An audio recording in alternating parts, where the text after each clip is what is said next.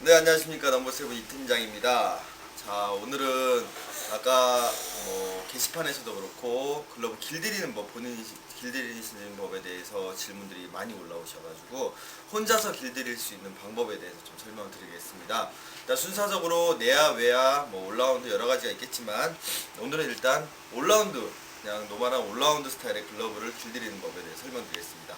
간단하게 상식적으로 설명드리면 저번에 이렇게 캐쳐미트 가공을 할 때 이 캐쳐미트 아랫 부분에서 디귿자를 설명드렸던 방법이 있습니다. 이렇게 디귿자로 하시면 공이 잘 잡힌다고 제가 설명을 드렸듯이 똑같습니다. 내야 글러브는, 야수 글러브는, 올라운드 글러브는 똑같이 얘도 여기가 살아 있어야 됩니다. 여기가 좁아진다라든가 대부분 이런 식으로 길을 들이시는데 이렇게 되면 절대로 안 되시고요. 넓게 나오셔야 되는데 캐쳐미트와 좀 틀린 부분은 야수는 더 넓다라는 거죠. 이게 이런 식으로 넓게 활용이 되면 포구가 훨씬 더 안정적으로 쉽게 들어와진다는 것이죠. 그래서 글러브를 처음에 봤을 때 무지하게 넓습니다. 하지만 사람들은 이 글러브를 끼우고 끝과 끝이 맞닿으시려고 노력을 하세요. 하지만 공이 들어오고 나서 이 정도만 되면 다 잡힌 겁니다. 인위적으로 힘을 주어도 끝까지 닿을 수가 없는 게 구조적으로 글러브입니다. 이게 다 닿으려면 글러브를 아주 좀 어느 정도까지 오래오래 쓰시면 글러브가 끝과 끝이 만날 수가 있습니다. 하지만 처음에 길을 들이고 어느 정도까지 캐치볼이 되는 단계 안에서 이게 만난다는 것은 거의 불가능하다고 할 수 있습니다. 올라운드 글러브에서는 글러브가 안 오므려져요. 저도 동영상에서 설명드리듯이 이런 식으로 움직이면 안 오므려집니다. 하지만 잡히죠. 공은 글러브 각으로 잡는 것입니다. 땅볼도 마찬가지로 다 들어옵니다. 어려운 거 없으시죠? 그리고 저번에 묶어놓는 법도 설명드렸고 여러가지 설명을 드렸지만 그 부분에 있어서는 좀 하드한 글러브, 그리고 좀 길이 들이기 어려운 글러브에서 활용하시면 좋은 거지만 어느 정도 되는 글러브들은 본인이 잘만 만지셔서 각을 잡으시면 충분히 길을 들이실 수 있고요. 여러가지 길들이는 법, 공으로 볼집을 때린다던가 쉐이퍼로 두드린다던가 여러가지 방법이 있겠지만 한 가지 중요한 것은 새 글러브를 여기를 때린다고 길든다고 생각하시는데 절대 길 안 듭니다. 글러브는 각으로 접혀야 되는 거지 여기만 때린다고 글러브가 오므려지진 않습니다. 상식적으로 넓은 박스에 대고 볼집만 이렇게 때린다고 글러브가 박스가 오므려지지 않는 거랑 똑같습니다. 똑같이 각을 잡아 주셔야 되고요. 그리고 포구하는 면이 딱딱하기 때문에 이 부분을 때려서 볼집 부분을 부드럽게 만들어주는 과정, 그리고 글러브를 이런 식으로 꺾다 보면 튀어 올라오는 부분, 들뜨는 부분이 있죠. 이런 데를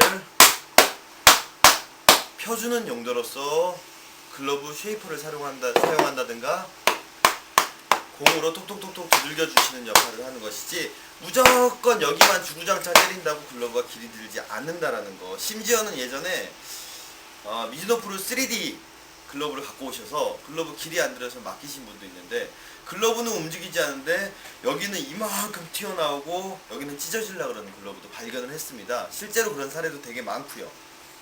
여기만 때리고 여기가 볼록 올라온다 해서 공은 잡히지 않는다라는 거, 그거 주의해 주시고요. 항상 볼집은, 즉 공을 받는 포켓은 공보다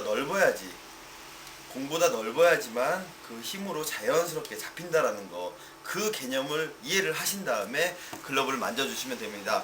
가장 기본적으로 저 같은 경우 올라운드 글러브 길을 들일 때는 기본적으로 엄지 부분, 이 부분을 이 라인을 맞춰서 접어주고요. 새끼 부분은 이 부분에서 두 번째 손가락 정도, 한 요 정도 선에서 잘라줍니다. 이쪽으로 될 경우에는 너무 검지 쪽으로 내려올 경우에 너무 좁아지기 때문에 글러브가 될 수 있으면 넓게 약지 쪽으로 이런 식으로 꺾어주고요. 그럼 넓게 데우죠. 물론 이 안에서 공은 돕니다. 하지만 넓게 잡아야 공이 나중에 들어갔을 때 공이 안 흐르고 잡혀있다라는 것이죠. 그래서 이쪽 부분도 역시 넓게 잡아주고요. 그 다음에 볼집 받는 부분도 마찬가지로 이 부분을 손가락 마디가 끝나는 점과 손바닥이 만나는 부분을 접어줍니다.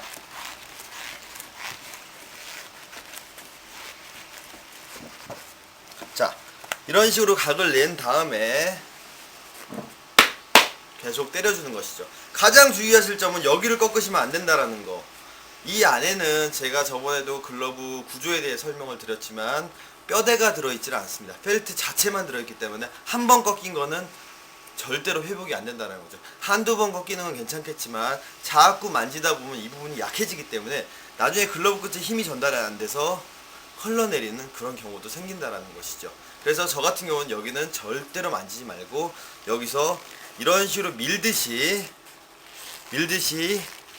눌러주고요. 바닥이 울죠?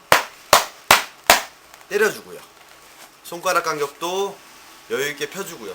공을 이렇게 잡는 게 아니라 이런 식으로 잡는 거기 때문에 손가락 간격도 넓게 만들어주고요. 다음에 가장 중요한 웹을 많이 만져서 부드럽게 만져준다라는 것이죠.